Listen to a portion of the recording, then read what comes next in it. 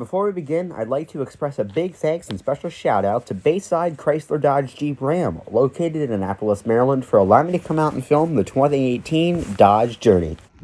Hey everybody, what's going on?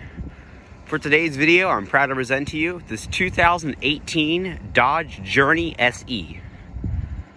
And as you can see, this one is finished off on a platinum gray exterior with your chrome grille. Taking a look at the wheels, we have 225/65 R17s. They are steel 17-inch wheels with a plastic alloy wheel cover. And this does have your pretty standard Dodge smart key fob. Walking up to the Journey, you do get smart key access. Pressing that button locks the vehicle, and just grab behind the handle and the door unlocks. You have a black cloth interior with manual seats. Let's go ahead and start it up.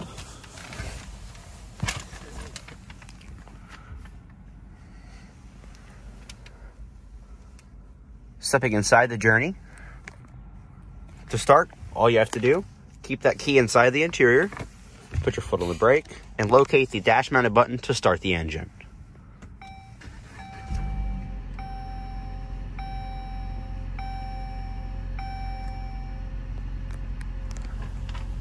Starts up beautiful. The engines are a little bit cold, that's why. Has a 3-spoke, very smooth, leather-wrapped steering wheel.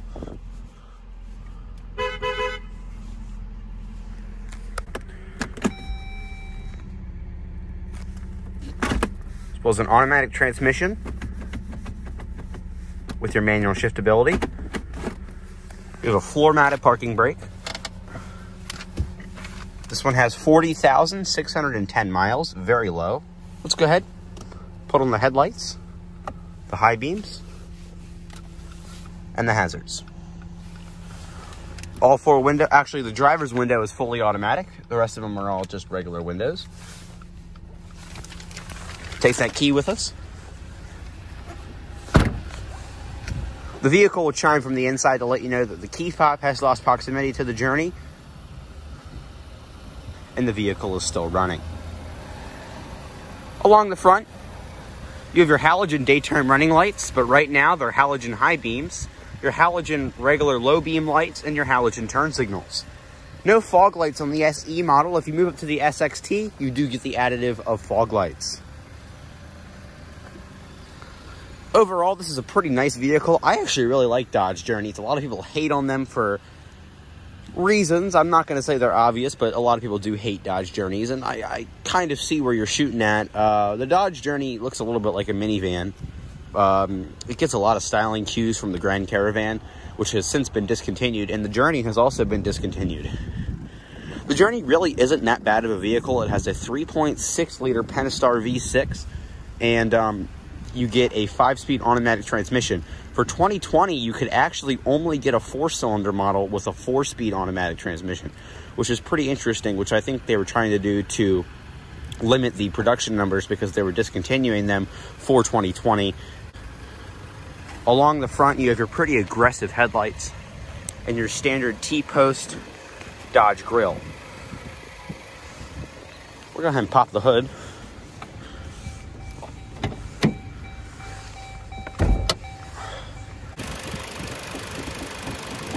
So this one's a little bit strange. This one actually has the 2.4-liter 4-cylinder that Dodge put in the very low-end Journeys, I guess. As you can see, it's a very small engine. Typically, you'd see the 3.6-liter Pentastar, which is the more popular engine that's in the Grand Cherokee, that's in the Wrangler, that's in the Journey, and I believe you could actually get it in some of the very low-end Dodge pickup trucks. But very interesting to see it in the Journey. Typically, you'd see that in the smaller vehicles, the 2.4. But the Journey, for some reason, I guess the base models came with the 2.4. But back to the styling of the Journey, if you look at it, it kind of looks like an egg. It's just your standard SUV. It's got the hump in the front, and it's kind of a sloped back. It's a very, you know, standard styled SUV. You're not going to get anything out of the ordinary with it. And, you know, typical Dodge fashion, you got your regular openable gas cap. You don't even need to unlock it. But the one thing I do like about this SUV is everything is where you'd expect it to be. But yeah, and I really like these seats. I like the pattern. They're very soft. I'm usually not somebody for cloth seats, but these aren't too bad. And I'll step inside the rear. It's very spacious back here. See if I can recline this back seat. I can. Very nice. And it slides. Actually, it does not. Okay. This is how you... Oh, it does slide. Look at that. Awesome. I have a pretty good amount of foot room. For some reason, knee room isn't very good. It's kind of strange. You don't get air vents back here, which kind of annoys me. We'll go more in-depth in the back seat in a minute. In the back here, it's a very high load floor. If you guys look at that, that's a solid foot off the ground to begin with. Another foot because of this rear bumper. This rear bumper is massive. And then another probably 5-6 inches here. And the roof line, because it slopes back, is a very small roof line. So you don't really have a lot of cargo space back here, believe it or not, which is very interesting. You got all your mats back here. Very soft. You do have underneath storage, which is nice. And I would imagine your spare tire is underneath the car. Yes, it is. And then your third row seat is right here. Pull it up, and then your seat folds up. Unfortunately, I'm going to have to sacrifice myself to sit back there, which is going to be painful. This is the one thing that really made me mad about this car. There's another Journey over there, but I couldn't find the keys to it. This one has halogen taillights, but the other one has LEDs.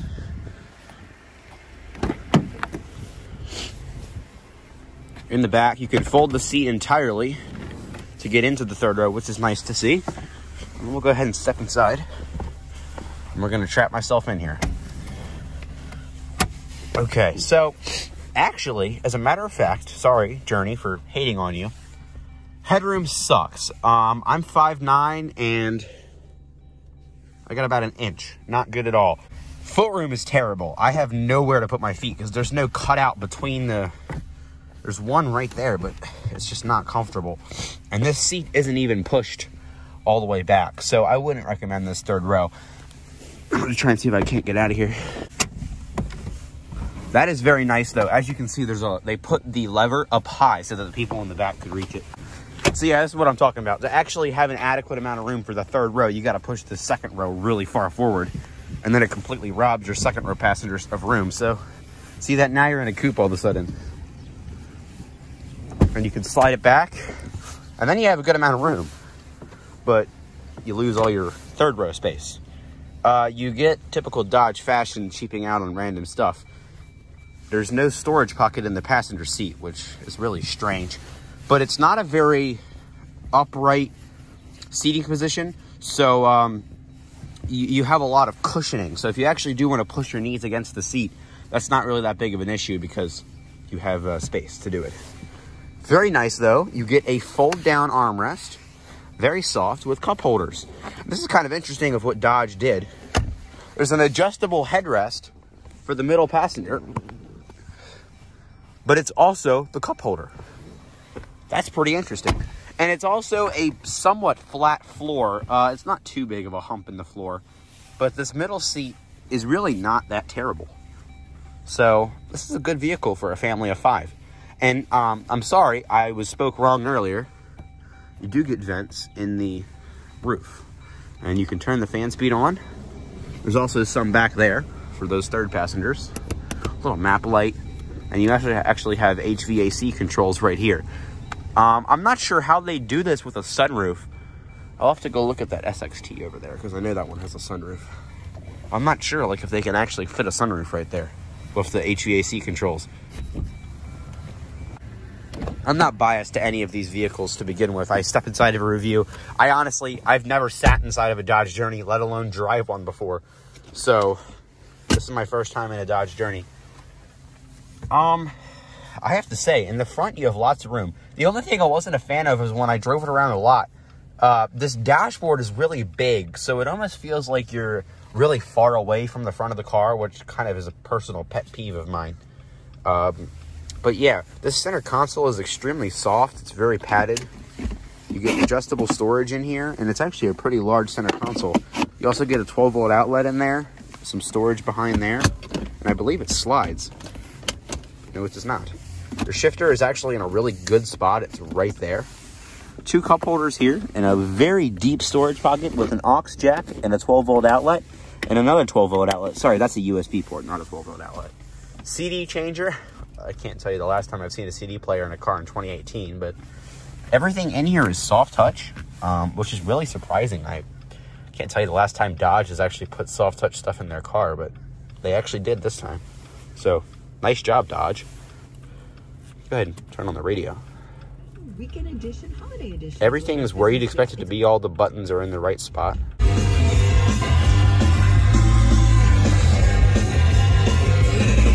I believe it has 8 speakers in it. Not too bad for this vehicle. All of your HVAC controls for the front are up here. You don't get dual zone climate, which kind of sucks, but you got to keep in mind this is a base model Dodge Journey. You can see right here where the cutout was for their navigation screen. And the higher models, the climate controls, heated seats, and the radio were all integrated into one big thing here in the middle. So you can see where Dodge did away with that for the base model. You also get a little tiny mirror so you can look at the rear passengers. The Grand Caravan has that as well. And a sunglass holder. I don't know what that is there. Decoration, I guess. Map lights. Let's see if it passes the visor test. Yes, it does. Nice job, Dirty. And then you have a little light and a mirror. Not bad. This is not a bad car. This is a good car for someone. This is a good car for someone. This would be a good first car for somebody if you don't care about cars. This is a good commuter car. It gets good on gas. I believe it gets around 23 miles to a gallon, maybe 25. It's not a bad vehicle. This is a good car. The only thing that concerns me about the Journey is the safety. It failed the front crash test pretty miserably back in 2015. But don't wreck, you know? It's a good car. Kia has left the vehicle. Thank you. You're going to stop beeping now? See how that 2.4 liter sounds. I was wrong. It is not a 3.6. The base models have a 2.4. Very interesting.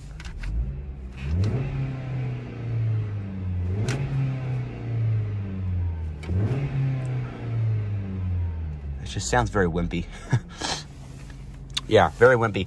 Hey, I'm going to drive it around the lot. I'm going to show you what I mean about this dashboard. It's just very strange to me. Go ahead and cut off those headlights.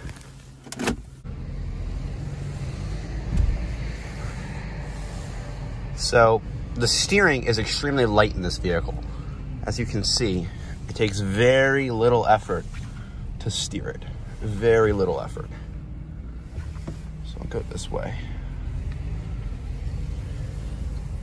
Very little effort.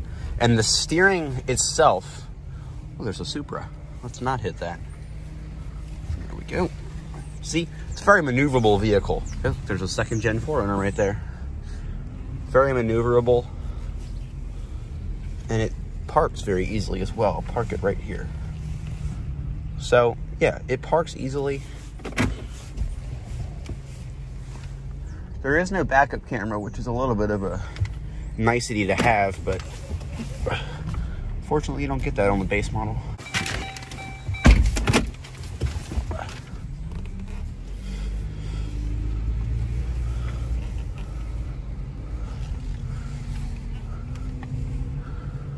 It drives very nice. I like how it drives.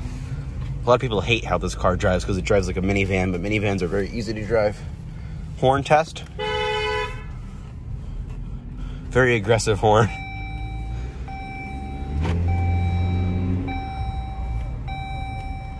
So here's the SXT. I'll go ahead and show you this one.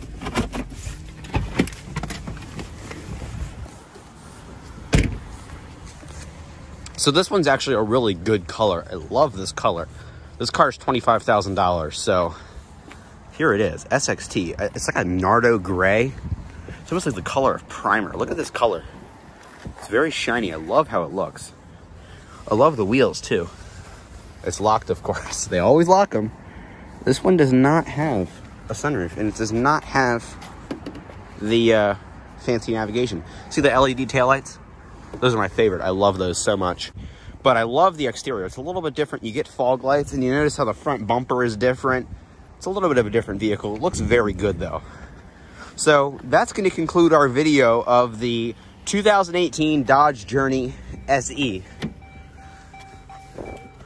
And I hope you guys enjoyed. It's a good vehicle. This is a good car for someone. And it drives good. It sounds good. Well, okay. It drives good. It's easy to drive. Everything's where you'd expect it. It's a pretty affordable vehicle for someone that doesn't have a lot of money. And it's got lots of features that you would like. I recommend the SXT a little bit more. You get that backup camera and some more features. But this is a great car for someone. So I hope you enjoyed, and I hope you are more informed on the Dodge Journey than you were before you watched the video. Thanks for watching.